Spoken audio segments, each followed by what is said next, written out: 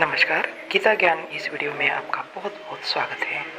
इस वीडियो में भगवान कृष्ण अर्जुन को संदेश दे रहे हैं कि 9वें अध्याय में कृष्ण कहते हैं कि हे अर्जुन, इंसान को जप तप दान धर्म हवन इत्यादि नित्य करना चाहिए, क्योंकि ये सब किए गए कार्य भगवान को मिलते हैं।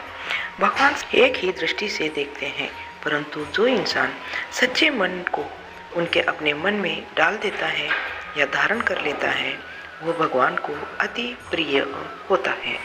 भगवान आगे कहते हैं कि मान लो दुष्ट व्यक्ति भी भगवान को भजने लगा, तब क्या होगा?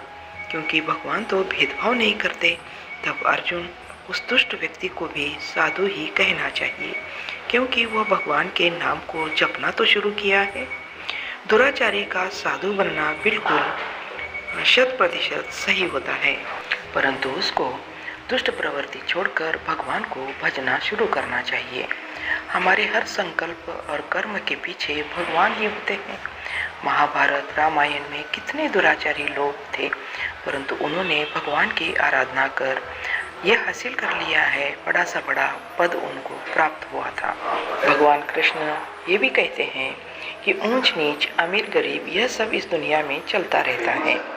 भगवान के दरबार में यह सब नहीं चलता, लेकिन ब्राह्मण क्षत्रिय वैश्य और शूद्र यह सब कर्मों से बांटी गई जातियां हैं। इंसान जैसा कर्म करता है वैसे ही वो फल पाता है। अब 10वें अध्याय में भगवान कृष्ण कह रहे हैं कि हे अर्जुन, किसी काम को अगर समझ के करते हो तो आपसे ज़्यादा अच्छा वह कार्य हो सकता है। इस अध्याय में योग विभूति योग के बारे में बताया गया है। अपने जीवन की हर एक स्थिति इंसान को अलग अलग भाव देकर जाती है। कृष्ण बता रहे हैं कि दुनिया में हम आने के पहले कुछ और यहाँ था। यहाँ थे 7 महर्षि जन।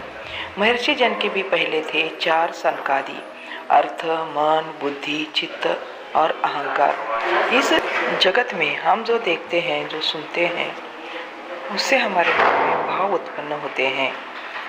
इसे ही कुछ पाने का या कुछ छोड़ने का इंसान निश्चय करता है।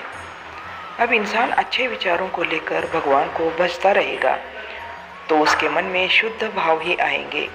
बुरे भाव क्यों आएंगे उसके मन में? इसलिए सत्संग और सुबह की आरती का बहुत महत्व होता है।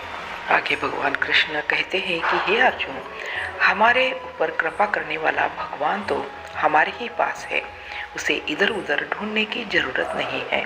हमारा काम सिर्फ शुद्ध अंतकरण से उनको भजने का होता है और आगे का काम तो भगवान खुद ही करता है।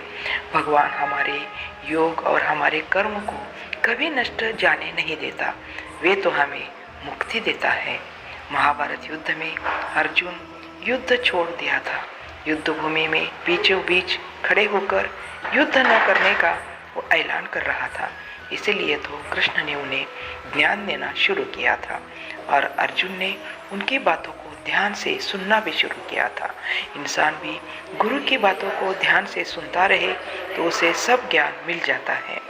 अब अर्जुन कृष्ण के बताए गए ज्ञान को दोहराते हैं, यानी शिक्षा के माध्यम में दोहराना भी एक बहुत अच्छी उत्तम विधि होती है।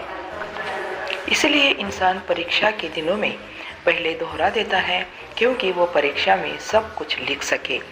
तो वीडियो आपको कैसा लगा? अच्छा लगा तो लाइक शेयर कमेंट ज़रूर करें। नए हो तो सब्सक्राइब करना ना भूलें। मिलते हैं अगले नए विचारों के साथ में अगले वीडियो में। धन्यवाद।